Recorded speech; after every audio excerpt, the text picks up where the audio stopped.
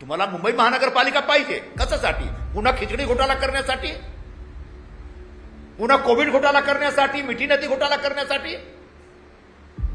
फक्त गैर मराठी कंत्राटदारांचा लॉबी चालवण्यासाठी?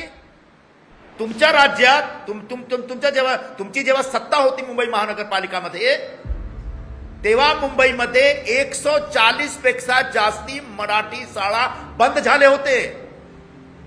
मराठी स्कूलमध्ये जाणारे जो विद्यार्थी आहेत त्यांची संख्या 40% कमी झाला होता. मुंबईमध्ये विकासाच्या नावाने काही तुम्ही केला नाही. शिक्षा जो स्कूलचा सिस्टम आहे तो बर्बाद केला तुम्ही.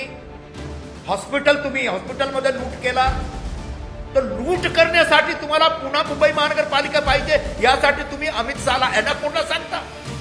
अमित शहाने सांगितलं आहे की ट्रिपल इंजनची सरकार पाहिजे मुंबईमध्ये.